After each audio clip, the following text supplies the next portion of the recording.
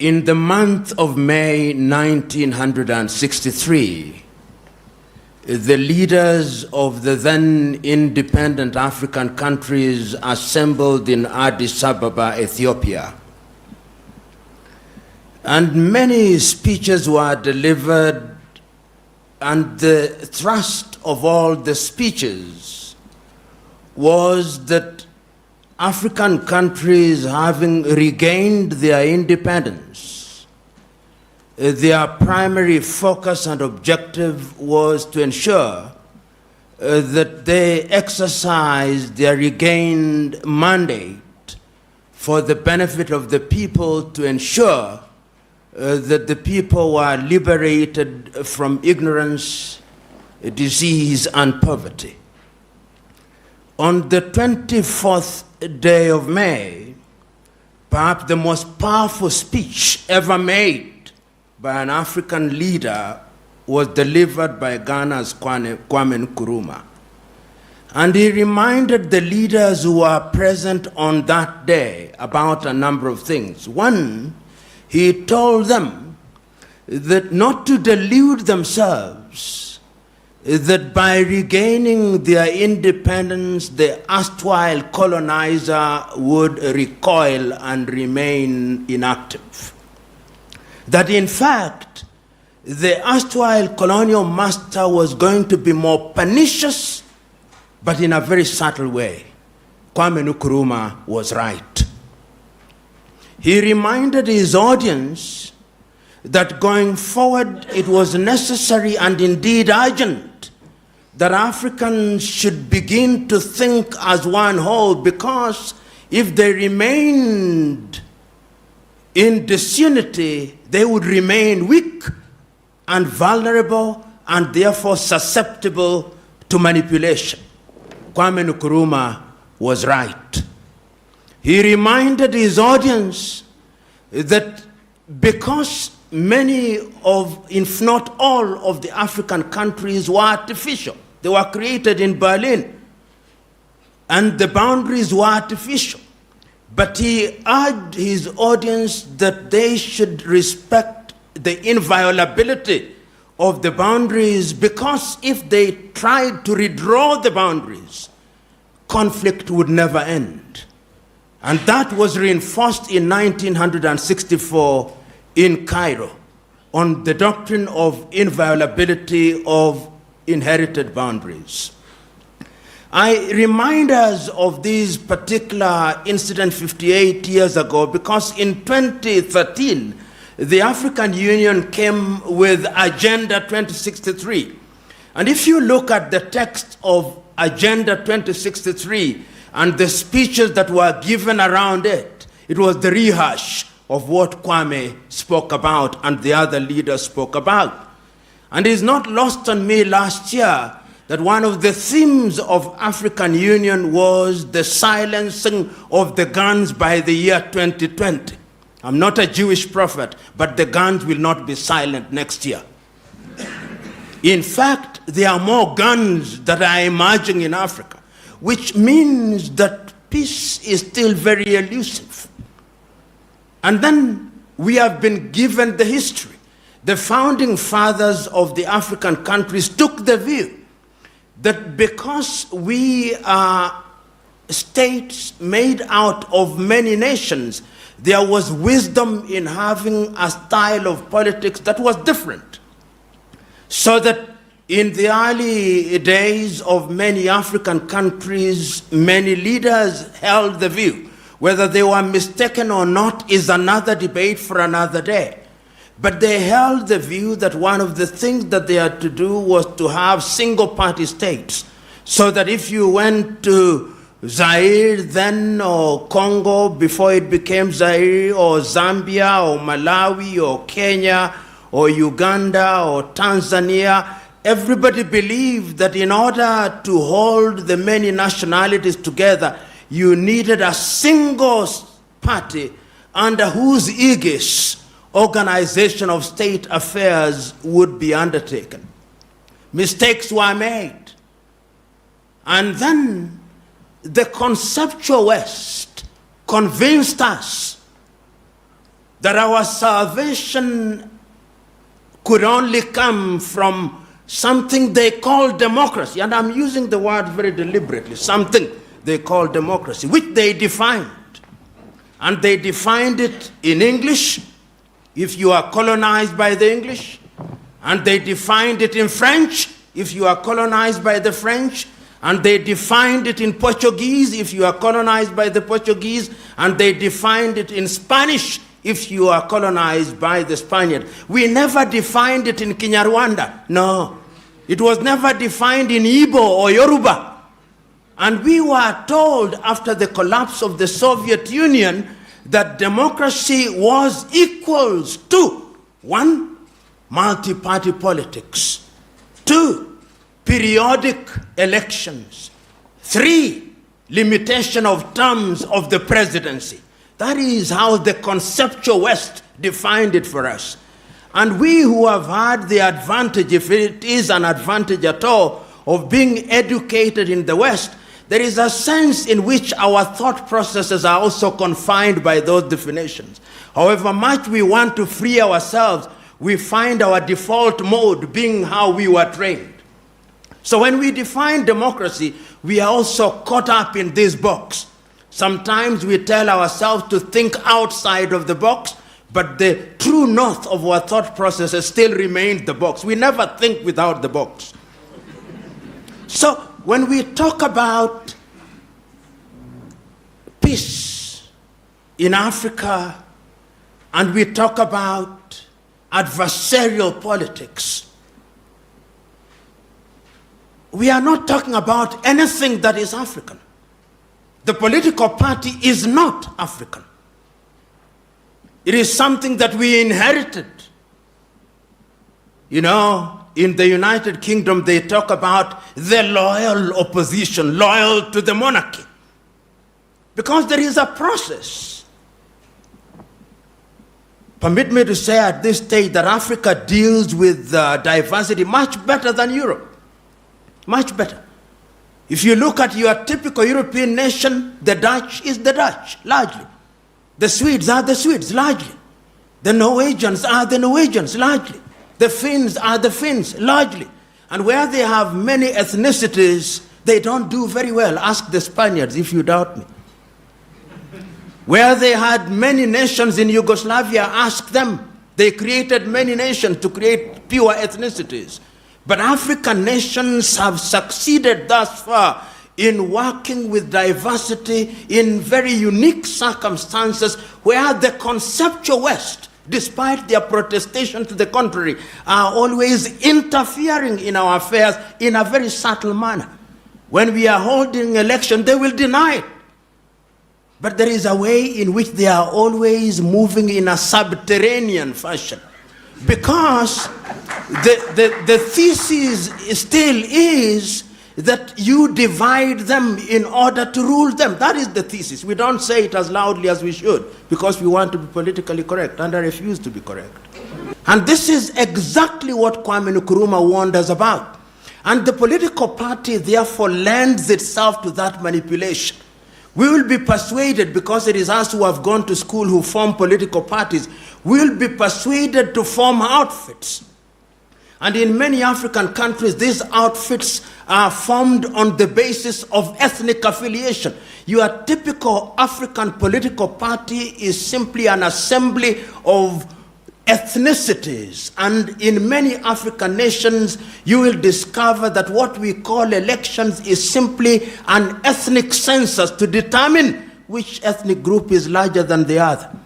It is Julius Nyerere of Tanzania who said it.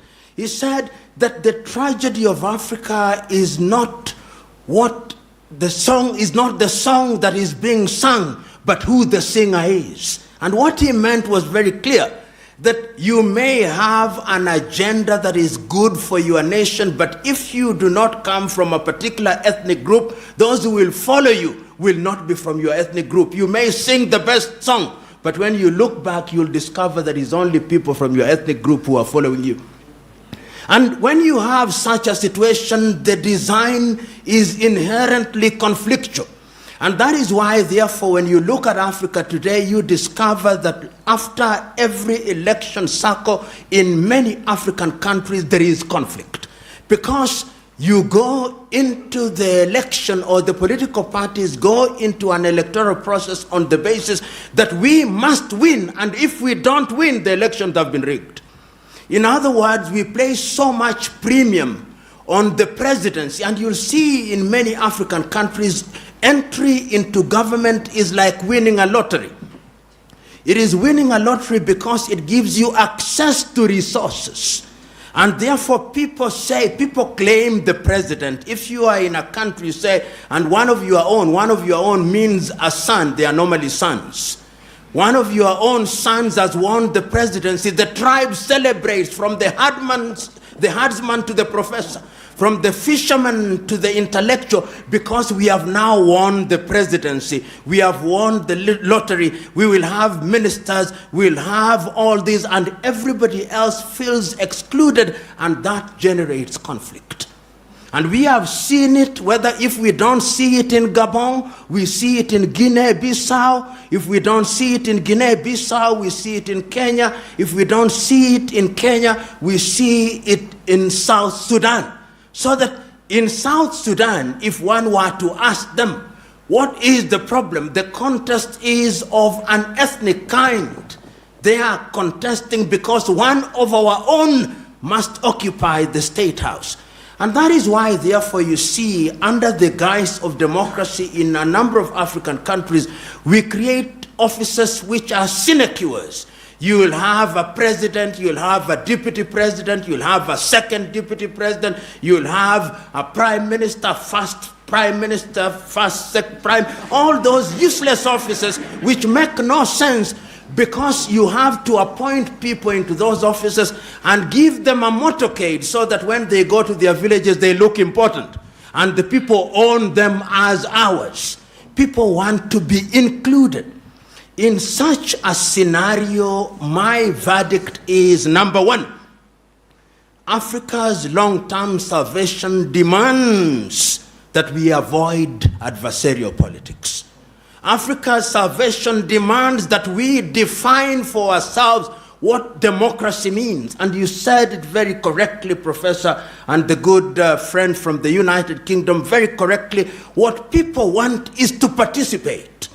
What people want is to have a government that is accountable. Many people in many African countries simply want food on the table. Many people in many African countries simply want to have access to health care. Many people simply want good education. Young men and women in Africa simply want opportunities for innovation and invention. And they want a government that creates an environment where that can be achieved. And therefore, in my view, I think that time has come that Africa must define herself. One of the problems that we have in Africa is that we do not define ourselves. And permit me to annoy you. In many African nations today, after every election, whether we like it or not, we have observers. And when the elections are being held, observers may come from Nigeria, from Kenya, from Uganda, but people are waiting. What did the European Union say? You know, this belief by us that the Europeans have a divine duty to tell us what to do, and we have a divine duty to accept to do what they say, is one of the problems that we have. And until the day that we liberate ourselves to decolonize our minds, in a manner of speaking, we are going to embrace the kind of politics that will only perpetuate conflict. Right now, as I move towards my conclusion, I simply want you to look at the map of Africa. And look at the map of Africa against the declaration that the guns must be silenced by 2020. And simply tell me, is there peace and calm in Niger? Is there peace and calm in Burkina Faso? Do you have peace and calm in Mali? Is it peaceful in Mauritania? Is it peaceful in Benin? Is it peaceful in Gabon? Is it peaceful in Cameroon? Is it peaceful in South Sudan? Is it peaceful in the Democratic Republic of Congo? Is it peaceful in Somalia? You look at the map of Africa and you look at that and you are being told through declarations that we are going to silence the guns in 2020. It's as if you are being told to go to Kigali, and meanwhile you have engaged a gear taking you to the Democratic Republic of Congo's border and you are on jet-like speed. This is why I think that it is incumbent upon us to remember one thing, that peace is not merely the absence of war. It is much deeper than that. That development is not building of skyscrapers in African cities, no. And that therefore, if we want to sustain peace and development, what we must look at are the human indices. I think the Bhutanese have got it right. What they call the gross national happiness index. These things that Europe tells us many useful things, but there are certainly useless things that they tell us. One of them is the thing called per capita income, that they take all the wealth, half of which is owned by 2 people, and then they divide it and say the per capita income is $800. And meanwhile, all other people are suffering. I'm submitting to us that time has come that we must define what development is. I want to go to a typical Rwandese village, and beyond peace, beyond the absence of war, I want to see peace at the dinner table. I want to see peace at the hospital and the dispensary. And I'm suggesting to us that politics defines all these. And one of the things that we must do, and Professor, I can't agree with you more, is that there is no one size fits all. There is no one size fits all. What works for Rwanda is not necessarily what works for Uganda.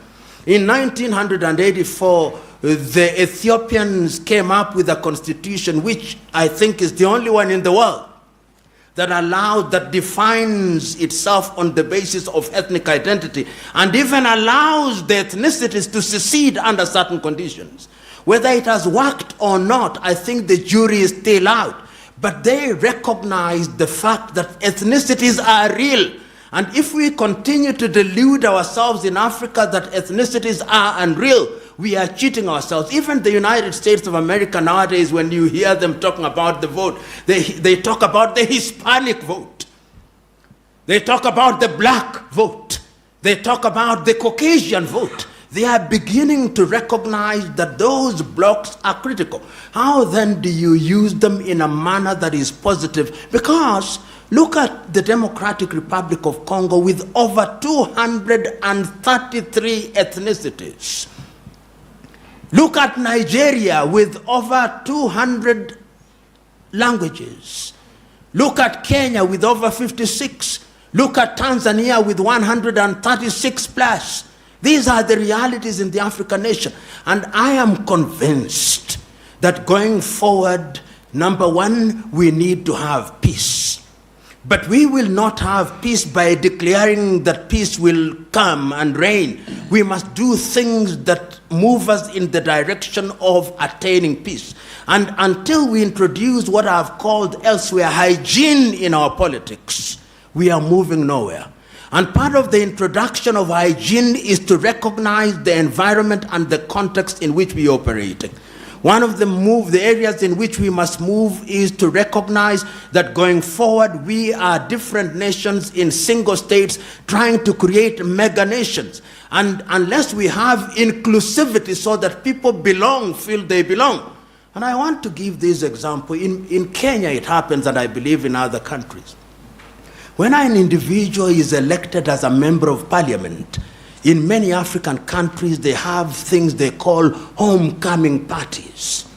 These homecoming parties is an attempt to demonstrate to the village by the newly elected member of parliament or newly appointed minister that we went to hunt. We have come back with a prize. That prize is membership in parliament or a ministerial post. Let us eat and celebrate. So that when you want to punish that individual, you are not punishing the holder of the office, but you are punishing the whole village. People own these positions.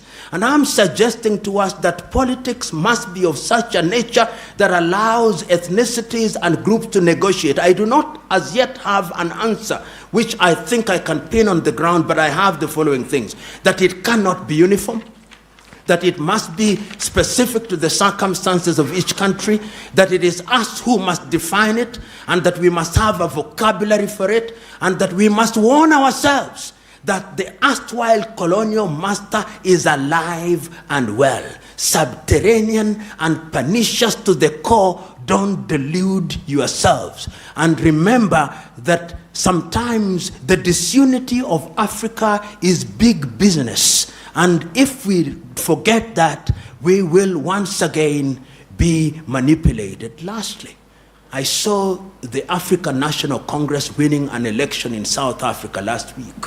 Not that is a bad thing, but somebody sent me a clip that was very telling. It was a clip where all the celebrants were Chinese, and they were celebrating, "Hail African National Congress Chinese," in Johannesburg. That laughter suggests to me that you have understood my message. God bless you.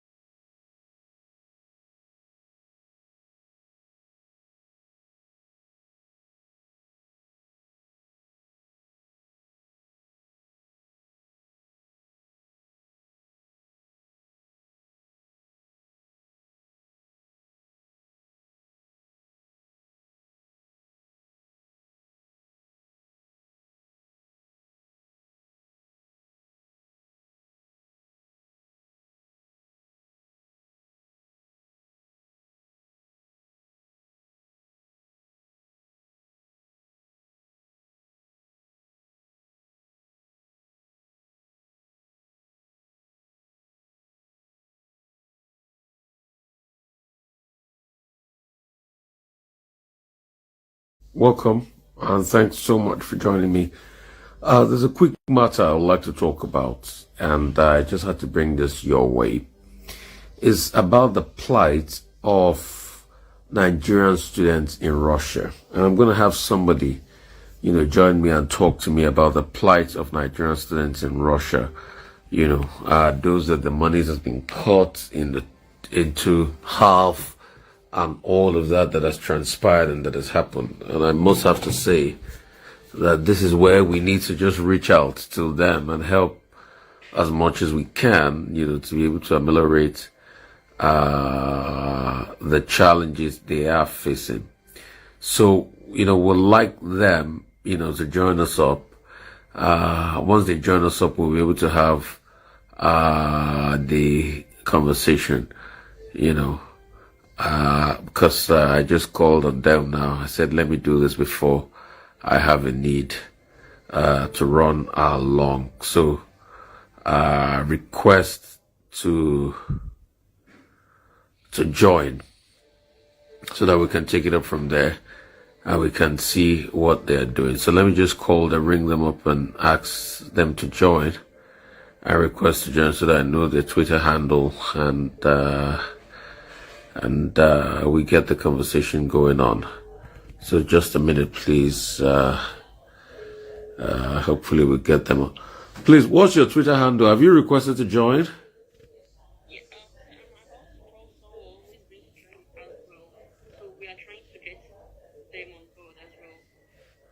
Okay, how quickly can you do that? Because I've started the live and I need to run to a meeting. If I don't do it now, I'll not have the time again. Can you give me like 2 minutes? 2 minutes, yeah, 3 minutes. I'll give you a minute. Can you join first while you try to connect with the other person to join, please? Okay, sir. So can you do that now? Yeah, what? Instagram handle is, I'm going to send it to you, the link. So what's your, so have you requested to join? So that I know, a lot of people are requesting to join, so I know who are those requesting to join. GD, let me send you a handle and also. So I think it's best you request to join now because so that I do this quickly. I have a lot to do today, please, huh? Okay, sir. Good. So please try to join me. I've started the live already. So I'm just calling, because somebody actually sent their contact to me to reach out to me and see how I can help. Hello? Yeah? Those people, I don't know whether they're responding to me. Let me request now. Have you requested? Not yet. What's your handle?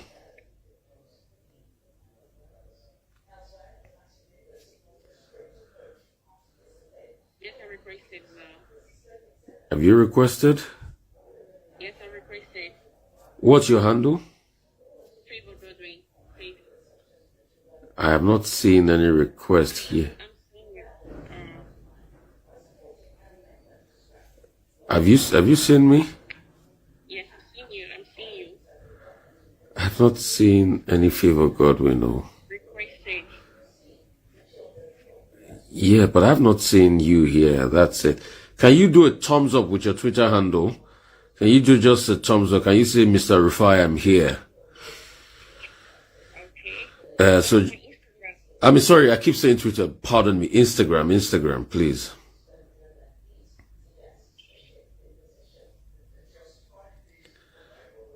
So just say, Rufai, I am here from Russia. So I can pick you up. Okay, Favi, Feg, okay, I think I get a, okay, to go live with you.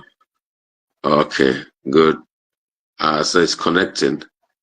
Has it connected? I'm seeing that. I think, okay, let me accept again. Go live, yeah. I've requested to go live with you.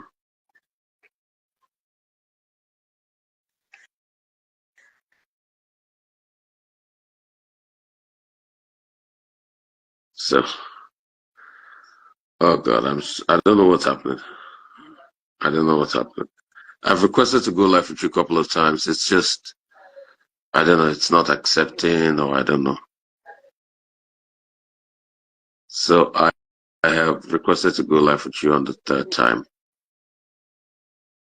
It's not accepting. I don't know what's going on.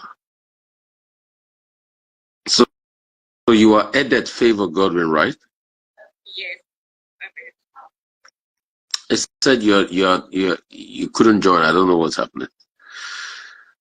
Okay, you know what? While I try to sort this out, let me end the call first. They're saying that let me end the call with you so that you can get more internet bandwidth and try to reconnect with you. All right, take it easy. Let me end the call first. Uh, so let me end the call and see how I can join. I can try to join up. Okay, let's see if it's gonna work this time. Okay, good. So let's see. And it's just the plight of the Nigerian students up there in Russia. Let's see if she'll be able to connect. And let's see how that is going.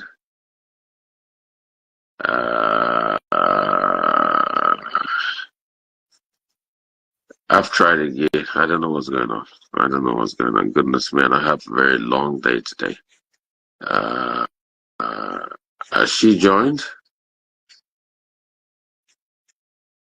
Has Favor joined? So maybe she should try joining me again. Favor, if you're on this live, please try joining me again. Try joining me again, please. I beg you. I don't know what's going on. I've tried everything. They say you're not able to join. I think obviously I don't know, something is wrong on your end. So I'll just do a call with you. So we'll do it this way. So I've tried on 2 occasions. You can't join. So I think there's a problem. So Favor, just speak to, Nigerians watching this now. What is your plight? At first, have you guys been paid your scholarship fee in Russia in the last 1 year? What is going on? Talk to me. Okay, can you hear me? Yes, I can hear you. Okay, great. So for the past 1 year, we haven't been paid our stipends, and we got in news after much request and after much pressuring and all of that. And then the news we got in later, that was on Wednesday. They told us that they're going to give us a slash for the year 2024. And now they haven't even talked about the outstanding fees of last year. So it seems like the slash is only just for this year. And now, At first, Favor, so that we get it right, reintroduce yourself. How did you get to Russia in the first place? You are there to school on behalf of Nigerian government and all of that. I mean, tell us the backstory first before you talk. Tell us about this price slash. Okay, so my name is Trevor Godwin, and it's Trevor Godwin from Akwa Ibom State. And I came here on a scholarship in 2021. And before we came, we were schooling online. We had our preparatory class online, the language year, and then after the language year, we were able to move to the first year. And we had it online because of the COVID and the pandemic, the COVID pandemic that happened in 2021. And so after the borders were open, the Russian borders were open, we were allowed to come in to study. And so when we came in here, before leaving, we signed an agreement that that we are going to be paid a monthly stipend of $500 per year, and an additional of 250 or a certain amount for our clothing and clothing and upkeep. Yeah, and they've been keeping to that for the past years, but they haven't been paying on time. So which scholarship is this? Does it have to do anything with the federal government of Nigeria? Which scholarship is this? This is the Bilateral Educational Awards Scholarship. So it's an agreement between bilateral scholarship between Russia and Nigeria. They also give it to other countries like Hungary, Morocco, China, Venezuela, and there are about 7 countries, so there are about Serbia as well. And they give students about 50 to 100 students per year annually to come here to these different countries to study. And when you come here, you have to learn the language for a year before you proceed to the first year. And basically, that's how it has been. And the agreement was that when you come here, your school fees is taken care of by the government, by the Russian government, and then your stipends and your other things will be taken care of by the Nigerian government. And the Russian government has been doing a very good part in that. Of course, our school fees, we don't need to bother about that because it's covered already. And so this $500 that is being allocated to or that is being given to us every month, we use it to pay for our accommodation, our visa renewal, and our medical insurance. And then we use the remaining one that will be left to cater for our daily needs and other upkeeps. And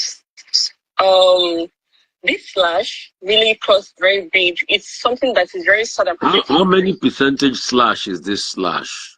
This is like 56%. And what did you guys do to qualify for this bilateral education award scholarship? So for my sets, in my time when I applied for it, I first applied and then we wrote an examination, and then afterwards we asked to send our documents, our WIAT results, and the requirement was that you have to have a minimum of 5 A's and I think 2 B's thereabouts in your WIAT results. So basically they give it based on the people that merit it, outstanding students, I would say, and also with the growth, yes. Sometimes it might not necessarily go that way, but yeah. Okay, so you said they were, and the government was, so you've been there since 2021, but they were paying you the $500 and your colleagues. Yes. But when did they, you said over a year they've not paid you guys. How many months are they owing you, and when did they start this slash? Okay, so they've been owing us since last year, July. That's approximately 13 months, a year plus 13 to 14 months, yeah. And they started a slash. They just sent the message to us on Wednesday, if I'm not mistaken, right? That they're going to give us, we're going to have a slash of 56%. They're going to be giving us $220, not $500 anymore. So initially it was $500, and now they want to give us $220. That's like half of the money, which is literally nothing, because in some schools that's just their fees for accommodation, medical insurance, and visa insurance. And then at the end of the day, they'll have little or nothing to cater for their extra needs. And then for the preparatory class, the language year students, they are unofficially a student in Russia because they are just learning the language. They haven't yet moved to the first year. So for them, some of them have to move to different cities because this language here, it depends on where you are being sent to. You can live in a different city, in a different school than your main school. Do you understand? So now, when it comes to this period of time, they need to move to their main school where they will start their first year, the second year, and the third year, and they continue to the graduate. And all this requires a lot of money for them. And also, it's going to put them, it's putting us in a very tight situation because we haven't been paid for the past 1 year. We've been barely surviving. And then all of a sudden we receive this information that they are going to give us a slash. It doesn't just make any sense because where was that agreement taken? Who was the one that's, how did they just take up a decision without the students being involved and all of that? And after owing us for a year, we've been waiting patiently, trying to ask them when are they going to pay our stipends? And then the next thing we are hearing, we are getting a slash. And then I don't know whether they expect us to just accept it that way or to just relax and not say anything about it. Yeah. Okay. So the program is designed for scholars, right? The Russian government pays your tuition, Nigerian government pays your support fee. Then you come back to add to the development of Nigeria. Because a lot of people on this live, that's why it's hurting me that they wanted to ask questions. So I want you to indicate if you want to ask more questions from Favor here.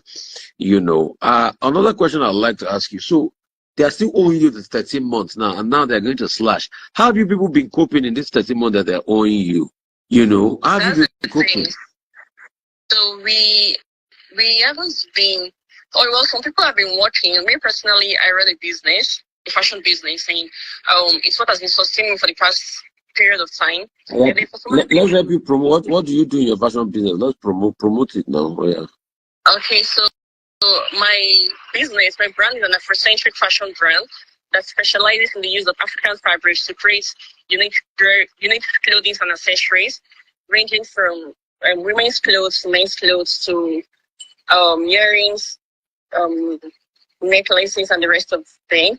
And we basically make use of African fabrics to create these pieces, right? And we cater for both the Africans and the Russians. And we've been able to participate in certain events, which has given us some publicity and also help to boost the brand. Yeah. Okay. And our IG, our Instagram name is Favorite Couture. Okay. So I'm trying to favorite couture. Okay, that's at favorite couture. Okay, so you can patronize. So that's the business angle. So it's because of, so it's your business that you've been used to send yourself in school in the last, about a month, about 13 months that they've not paid you and all of that. So okay, so some of them too have been doing other menial jobs like washing plates and the likes, right? Yeah, some people have been working and doing some other things and all of that. Yeah. Okay. Okay. So somebody's saying no, boss. No, we are not working. No. I think also churches too. Like just few students that can manage to work, because it's not so easy to work and to do school here in Russia. So some people can't work. Okay, not everybody. As I think some other people that are your also fellow student are also joining. Somebody's also saying, hello, please accept the request. Student association here too in Algeria, and let's tag the minister in charge. Okay, we'll see how all of that, pans out and works out. Faith.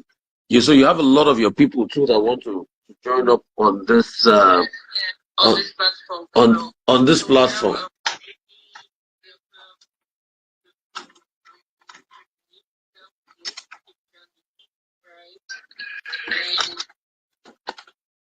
Just a minute, I just want to power up my device here because I need to for another engagement soon. So you have who did you call? You said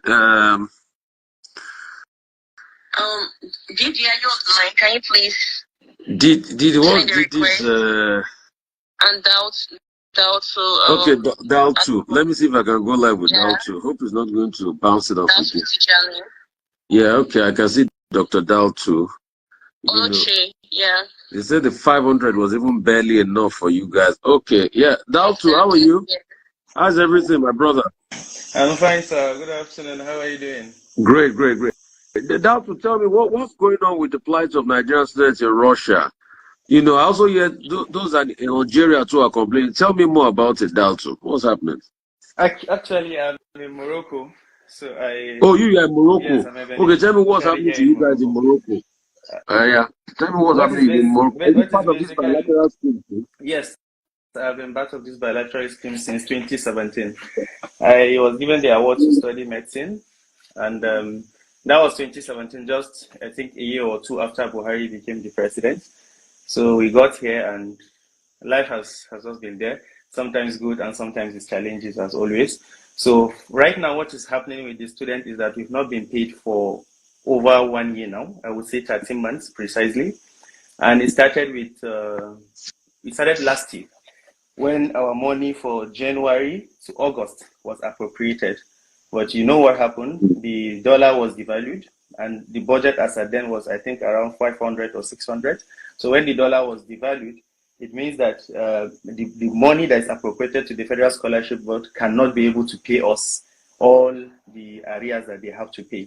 So what happened was they paid for 8 months, but we had a shortfall, that's a dollar differentials of almost 2 months. I think it was like $1,123. So they told us that, okay, this is the issue. The dollar has been devalued. We cannot afford to pay. This is what we have. So we cannot allow you to staff. Take what we have. And then this one will be recorded as a dollar differentials. And when it is being approved, we are going to pay you. So the student took it. So that means we have like 1,100 in differentials. And we have the 4 months of 2023 also that has not been paid. So that makes it like 4 months plus $1,000. So since then, we've not seen any money. I mean, since August of last year, and right now we are in July, we've still not see any money. So this time around, the same issues that happened in 2023 happened this time around as well. So the budget was appropriated, and I think the National Assembly passed the budget at around 800 to 1 naira, $800 to 800 naira to $1 exactly. Yes. So, but right now, as we speak, the CBN is selling the dollar at about 1,600. Okay, so that means there is almost 50% cut in whatever that has been appropriated. So the FSB communicated to the Students' Union on Wednesday, saying that, okay, the money for 2024 has been released to us, but this is the money we have. The money cannot be able to buy the complete amount of dollar we need to pay you guys. So we can't allow you to staff. Therefore, we are going to pay you this amount, and then we are going to pay you this amount. So what the letter read was they are going to slash the money by over 56%, by over 50%, so that they will pay us what they have at the moment. So on receiving the letter, students were actually, because the letter came as if to say they are slashing the money and we're not going to get anything. So the questions were like, we are suffering, we don't have accommodation, especially for people here in Morocco. We have a lot of, the landlords were chasing us out, and I think you come across videos online where you see the landlord begging the Nigerian government to pay students. So after all this plight, why are you now slashing this money? So the Student Union wrote back to the FSB to say that no, we do not agree this slash in the money that we are doing. We cannot accept it because it cannot even pay our rent, let alone other utilities, transportation, books, and other things that are necessary for you to live. So today, I think we got a clarification from the FSB to tell us that what they mean in the letter was they are going to pay us this percentage, and the latter percentage will be paid at a later time. So I think the student presidents, what they have decided to do is, okay, if that is the case, we want to have it in written form. The letter that we sent the to reject this. Not decide that. Okay. Let Olochi talk. Olochi, where are you joining us from? Sorry, can you hear me? Yes, I can hear you. Where are you joining us from? Yeah. I'm joining from Russia. Okay, go ahead. Yeah, go ahead. Okay, talk to us. Yeah. Yes. So there kind of some information he's giving that I'm not aware of. So it's maybe clashing information. First of all, the student did not decide. The FSB did not inform us that the money they were slashing was that they'll pay us later. No. They told us, according to the letter, I don't know if I can display on Instagram, that the current rate is $220. Can you display the letter, please? Yes, display the letter if you can. Yeah. If it's possible to display on Instagram, but just a minute. Let me check for the letter. So, give me a minute, please. Where can I find this? No problem, Olochi. Yes. There was no information provided that they were going to provide more money or anything. They just said the last rate was $500 and now they are going to pay us $220. That is what has been causing the outrage after owing for 13 months. Just a minute. Can I come in? Yes, please. Yeah, go ahead. I was the former student president of the Nigerian students in Morocco, and I am still part of the union of the bilateral education agreement where all decisions are being taken. So I'm actually talking from the point of knowledge. I'm not just saying it from what we've seen as students, and I'm trying to give the explanation here. The same way the students interpreted it, it was the same way we interpreted that letter. Hence why I told you that the students' union sent back a rejection letter to the FSB to say, because of our current situation, we can't accept this. $220 is not even enough, especially for us in Morocco, to pay rent. So what happened was we have the parent union. So the parent ESCO went yesterday to meet with the Federal Scholarship Board. They met with the director, and the director said that in clause 4, they meant they were going to balance 2023 and 2024. So when they said that, what I think the student leaders now agree on is, okay, there is no problem. If that is the case, we can take this money. But before doing so, this letter you sent, it is not clear enough. So we would love you to reply to our rejection letter, telling us that what you meant in this letter is that the balance of so amount is going to be given as soon as the money is paid. That way, the student union can have an evidence, because this is why she's talking from a point of evidence. Yeah, I know she has a letter. So that way, when they reply to us, we can have an evidence and we can show to the student, okay, this is the evidence FSB said. And then after that, we will be able to say, okay, we're going to accept it. Why fighting for the other? But before I let her come in, the most important point in this conversation is that we are calling on the President Bola Ahmed Tinubu, to look into this situation. Students have not been paid for over 1 year. Here in Morocco, we're owing landlords. We've been looking for rent to pay for. We've been looking for debt to pay for houses. Our parents are indebted. They have gone to the extent of taking loans because their salary cannot afford to buy enough dollars to send to students abroad. So we've taken all those, and all those things we are taking it with the intention that when the federal government pay this money, it will be enough for us to offset this debt that we have. So we're calling on him to look into this plight. Students are really, here in Morocco, in Africa, we don't have part-time jobs. So students are barely struggling to survive, and people are trying to hold on to themselves. The young girls can start thinking of prostitution. The young guys can start thinking of drugs. So we cannot afford all these things. It's going to dent the image of Nigeria. Thank you so much, Dan. So we're calling on him to please look into that. And then a supplementary budget was sent. So this is the question we will really need the FSB to answer. Okay, if this money is going to be paid, as you said, okay, a supplementary budget was set. Were we captured on the budget? Is it going to be appropriated now and paid to us? So I'm only appealing to him to speed this process so that the money will be paid to students and will be able to alleviate Thank you so much. Onocha, your reaction to all of this? Yes, so I'm completely baffled because we are FSB students and coming together to say FSB said they would pay us $220 as half payment and offset it later is completely, I'm believing it. If we believe it, we are fooling ourselves because there was a case. 2020, there was this set of students that came to Russia. They had COVID issues. Their money was released. FSB told them that because they were not in Russia or outside, sorry, not just Russia, the different countries, they would give them 300,000 naira for what do you call it, for airtime and all, and release their money later on. These children came to Russia. FSB gave them only 300 naira, released nothing, and they have a shortfall of I don't know how much, and even threatened the kids when the kids wanted to speak up.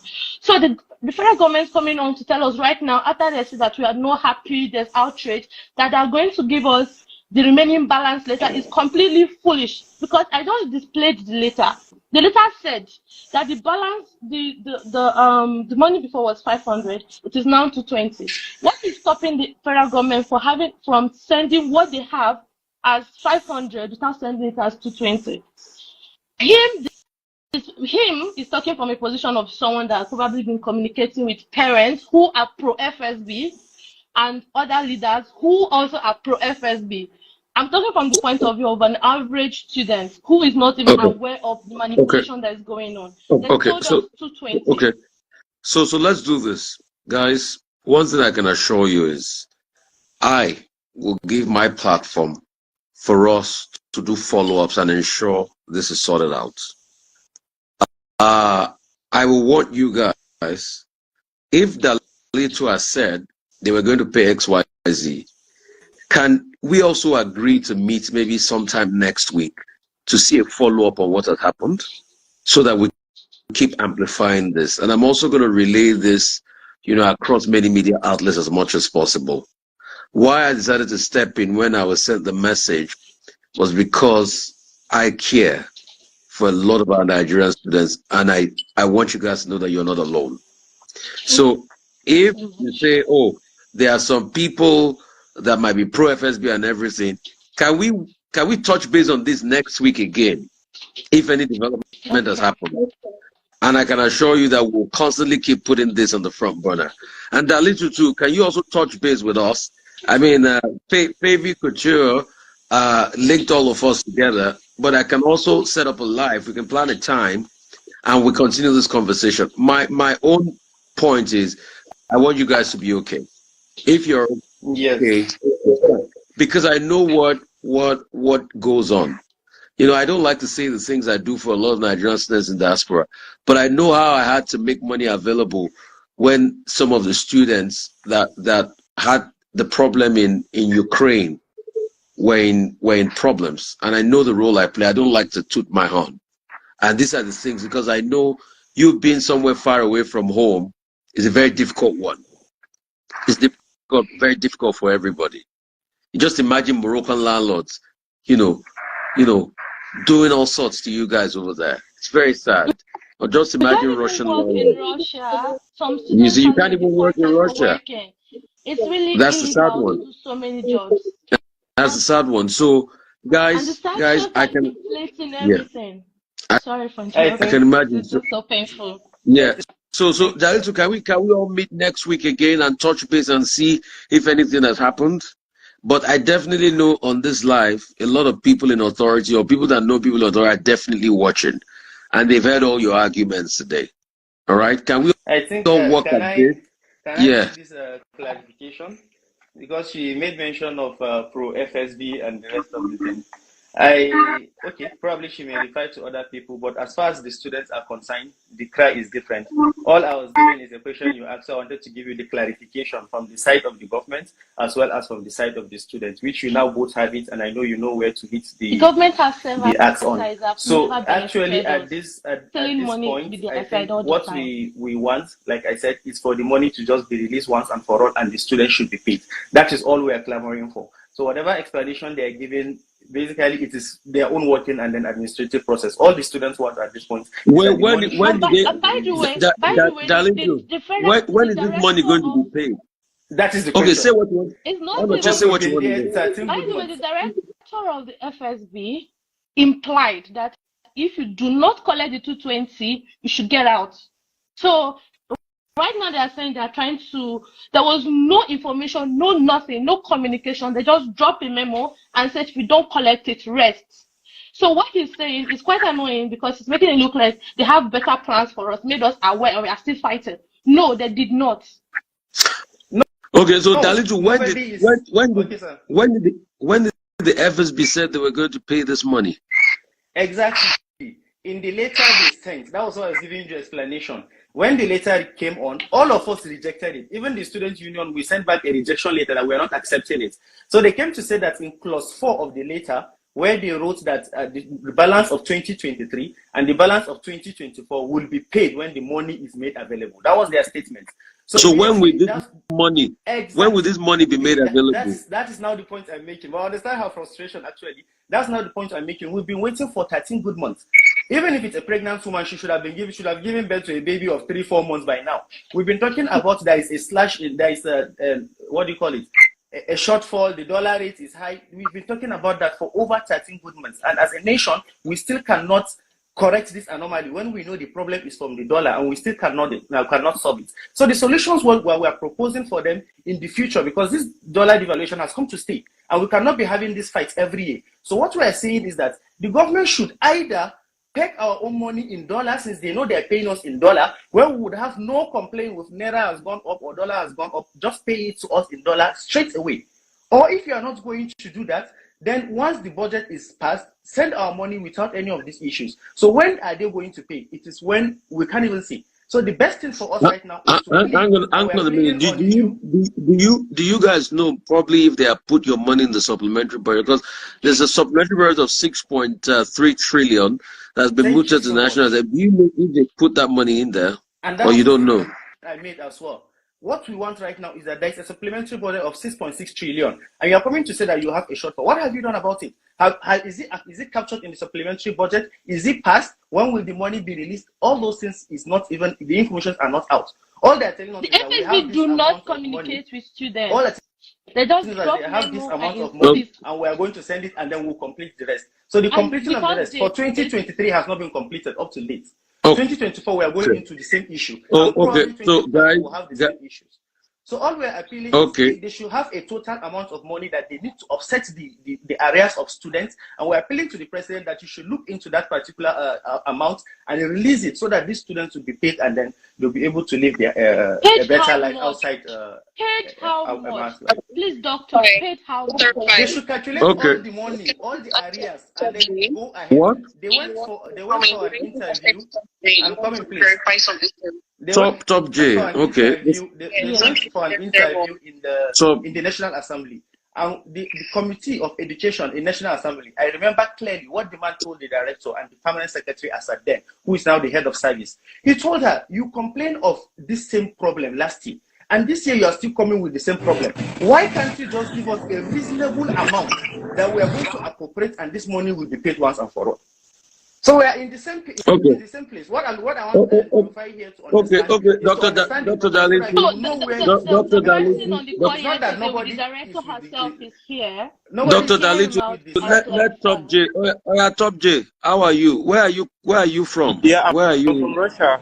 I'm from Russia. Yeah, from Russia. Okay. What did the director tell you of the FSB yesterday on the call? From yesterday's call, it wasn't with directly the director herself. The call was with the president of the parents group or the parent association. They had a meeting yesterday with the director regarding our stipends, regarding the whole slash, the reduction and everything. So according to him, he said the director presented a rejection letter from Algeria and from Russia that has been sent, that she had received and acknowledged already. And her response to this rejection letter to the parents was that she is going to write a letter and send to the respective embassies of every BEA countries, telling them or notifying them that any student who feels he or she wants to collect this $220 should sign an undertaking and collect the $220. Any student who feels no, he is not going to collect the $220 should sign an undertaking stating or rejecting that he is not going to collect the $220. Now, what does that imply? Is that all she said, sir? Not all. No, wait, Dalitu, please, if you're not a student or you're not pro-student, I don't see why you're on this call. Oh yeah, it's okay, guys, don't interrupt. Let him man talk. Oh yeah, go ahead. All right, talk. So this implies that there has been a mind game going on from day one. Now, anyone who accepts the $220, FSB has the right to come back any other day and say you have budgeted your money and you do not have the remaining $280. Anyone who rejects the money now. We can't hear you. The FSB started giving a different explanation regarding the So we can't hear you. Can you hear me now? Yes. Yeah, go ahead. Yeah. So the explanation they were giving to this letter now was that they never stated any reduction. The only thing they mean is that this is the money they have, and the money they have decided to divide it across the 12 months, and it amounts to $220. So they are going to pay this money $220, and as stated in clause 4 of the memo we received, they are going to pay the remaining balance at a later time. But if you look at the letter itself, the letter is contradictory. The letter clearly states that due to the economic situation, they have decided to make an adjustment to our stipends from $500 monthly to $220 monthly. Then down there on class 4, they now stated that they are going to pay back this money. So it is, when you look at the letter, it is contradictory. So now, what we yesterday told the president of the Parents Association is this: we are going to make sure we write to FSB, requesting FSB to meet with all leaders from across all BEA countries. Let's sit down. Let them give us a detailed explanation from clause 1, clause 2, and clause 3 and clause 4 of their memo. What does each clause mean? And from there, this is our stand. If you say what you have is enough, is only going to amount to $220 for 12 months, we have the right, because what the students have voted is, okay, pay us the original money, which is $500. If this money is for 5 months or for 6 months, we will accept it, just like we did last year, and wait for the shortfall. Whenever the shortfall comes, we will carry the shortfall. But why are you now dividing the money across 12 months when you can just give it to us the way it is for this, and specify the month you are paying for, just as it was last year. So something is going on, and then they sent the letter to us directly, but now every reply we are getting from the director herself is coming through phone calls. Why is it coming through phone calls? We want everything written, official statements, so that if tomorrow something happens, we have official statements. But when it comes to phone calls, we might not have the records of those phone calls, and she can easily deny saying this. So that is Okay. why, that is our stand. And we have tried Okay. to, I personally have tried to reach out to the one of the officials in the embassy today. They said they can't give us any clarification. We should call the director herself, and we have still not been able to reach out to the director because we have invited her for a meeting, but we have Okay. tried to. Okay. So when you write that letter, what you're going to do is you can send it to Fave that reached out to me. I will post that letter on my Twitter page. Once you write that letter, we are inviting send it to me. Every yeah. So once you people write that letter, send it to me. I'll post on my Twitter page. Probably Favor will organize all of us again. We'll meet again next week and keep holding these sessions on Instagram until something's done about it. I think it's a deal, guys. I have a lot to do this Friday. I'll have a lot to stay longer with you guys, but I appreciate you guys. You are the future of our country, and God bless you. Okay, I hear you have the letter already. So please send the letter to me so that I can post on my page and we can copy who the director is on across social media, and also I will amplify it in the media. So, you want to say something? Yeah. Sorry, please. So there was, the call yesterday was late night, around 12 midnight in Nigerian time. So there was no time to communicate all of this with students. So Gigi here never knew about the call. He said that Hatu later joined us after the call. We explained everything explicitly. So he was trying to explain, but Gigi was not aware of it. So that was where the confusion was coming in. So that was no wahala. In the end, all of us want a better life, and we want money. So that's just the most. But thank you guys so much. I appreciate you for your time. I have to run along into many other things I do now. Dalito, you want to say something as we wrap up? Yes, sir. I have your contact. This letter is talking about has been written already. We've had meeting twice, day before yesterday and yesterday. We've sent them a letter individually, and the union also have a letter which we have sent to them already. All I'm trying to say is that we want to give you the detailed information, because we all agree that we don't know when they're going to pay. But when you have a detailed information of what is happening and what they are saying, I believe it will guide you, it will help you on how to help us. So I want to just say this to clarify that particular statement. And whatever we are saying, we as leaders, we are trying to give the exact situation. That was why I asked him when he said, director said, come and sign and go. I asked him, is that all? That you said no. But that's not all she said. She said, if you want to take this money, come and sign it and tell us you will take the 220. When the remaining balance comes, we will balance you. But if you don't want to take it, sign it that you don't want to take it. The money should remain in the embassy. When the balance comes, then they pay you everything, because you cannot send it back to the coffers of the government. So that's just the point I want to make. We are going to give I have your number. I'll send you every information, every letter that is necessary, all that we've done so far, and I believe we'll keep in touch till this matter is solved, inshallah. Thank you so much for your effort, and we really appreciate it on behalf of all the students. Mr. Rufai, can I say something, please? Just to clarify something. In addition to what... Okay, let Favor say so, because she's connecting via my phone. Yes. Yeah, Favor. Yeah, you're saying. I would want to say I object to that, because this is kind of trickish in a way, because in our sense 2021, the same thing they also told us that the money is going to be given to us, and then like when it's for us to go and all of that, and then at the end of the day, we haven't paid that money. So it just kind of shade in a way. They will tell us to sign it now, and then later on they'll tell us they didn't say anything, or they'll deny the fact that they didn't say it. So do you understand? We are not going to rest. That's why Mr. Rufai is here to help us. We are not going to rest on it. We're only saying what they say. We're not going to rest on it. That was my sense also. The same thing happened in my sense. Guys, so we'll follow up this way. I get all your points. We'll follow up this way. Federal government will try to make themselves look better and avoid scandal, just to lie for anything. They've done it before. And it's unfortunate that the leaders are following them. Okay, it's fine. You guys, please, united you stand, divided you fall. Next time when we come, I must see a sense of unity amongst you guys. You cannot win without being united. Enough said. All right? So after this call, you guys will still have to talk, iron out your differences. When we come to the world, we must see a sense of unity, and so that we'll be able to get all of this done with. And so that when you guys graduate and you get your degrees, you come back to Nigeria and develop this great country, because this is our country and we need to make it work. Thank you. God bless you.